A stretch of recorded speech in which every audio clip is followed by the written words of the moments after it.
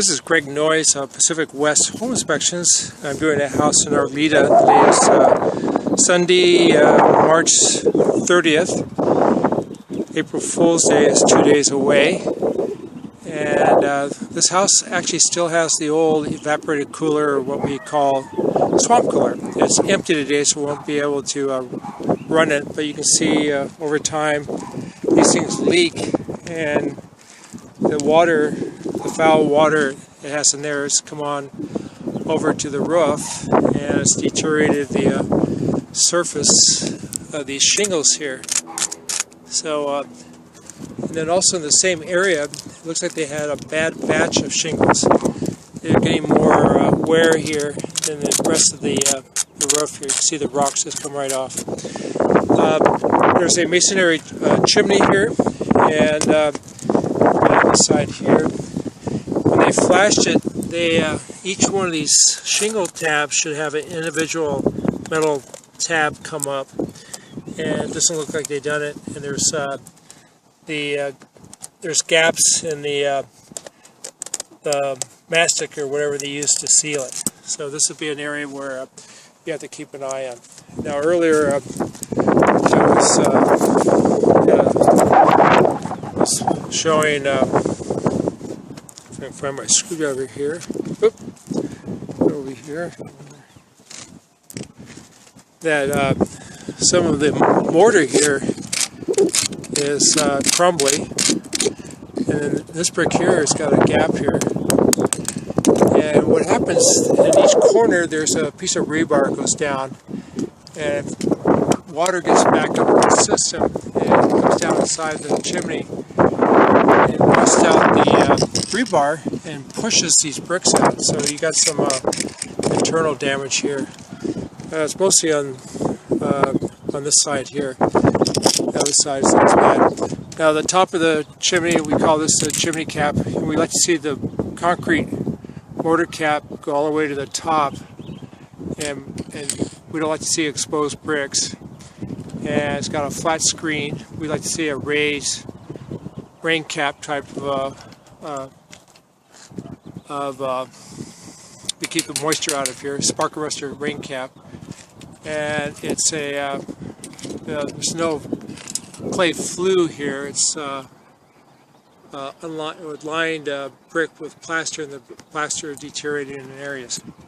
So we notice also in the front part of the house there's an old furnace vent, but they removed the vent of the furnace from the house. So to have a legal residence in California, you need a source of heat, and that wall unit in your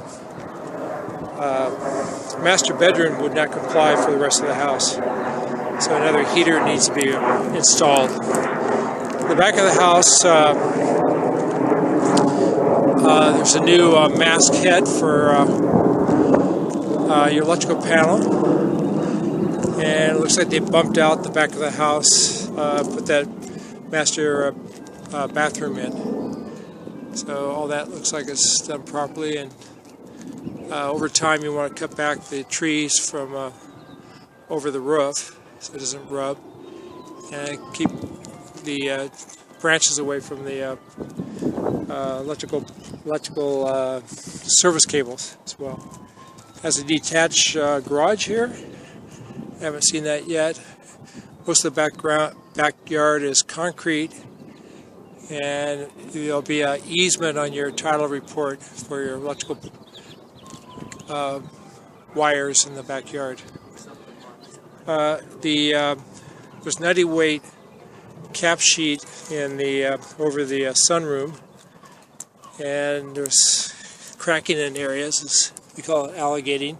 So this is past its prime. It's at the end of its serviceable life.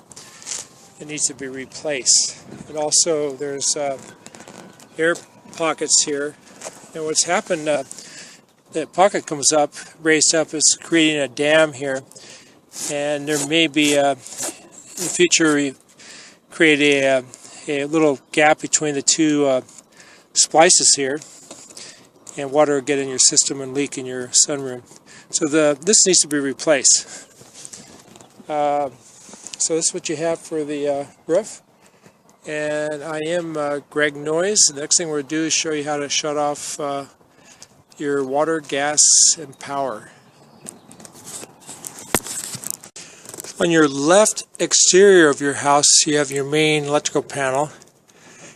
And to shut off the power, it's 200 amp, it's plenty big enough for the house.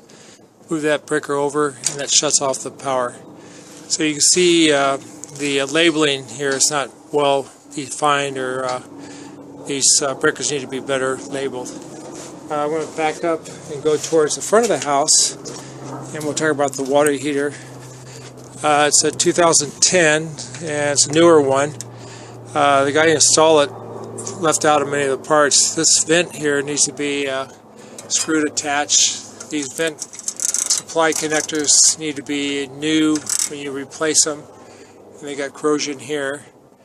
It's got a little short vent, so the vent has to go 2 feet above the roof line, so that wasn't done right. And if you notice that there's no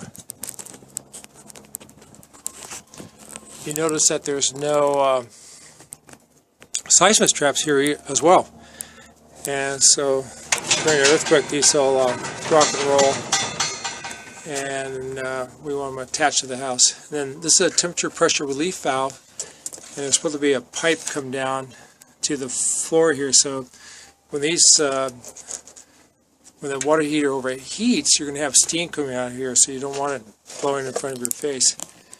And you can see the label here. It's a 38 gallon tank, and manufactured in May 2010. Back up a little bit so you get a better view. At the bottom here there's a older gas connector, and when you replace a tank water heater you have to install a new one. And we never run flexible gas connectors through walls, so there should have been hard pipe to over here and for the valve, and then connected in this part here. So about of the 6 things they've done, 5 are done wrong. So that will have to be rectified. Now they still have to do the retrofit, and that's the 5 city compliances. So retrofit company will put on the straps. At least that will be done. And the other device here is the gas meter. And again, the City of LA requires a seismic gas shutoff valve on the house side. So you'll see a blue or a red metal box here. And the way they work is on a 5.4 earthquake, they'll automatically shut off. And then if you have to manually shut the gas off, it's here on the side valve here. You just turn it 90 degrees. You'll need a wrench, and that will shut off the gas to the house. Now at the front of the house, I couldn't find the main water shutoff. You may have to shut it off at the meter box at the street. And then you can see when they plastered the last time, stuccoed, they didn't prep the wall correctly, so the stucco is not attached to the original stucco. They're supposed to sandblast it down to where it's down to concrete, and they didn't do that. So all this stucco here is going to peel off. Not done correctly. Again, this is Greg Noyes, Pacific West Home Inspections. And on Sundays at 3 in the afternoon, you'll have an ice cream truck come down your street.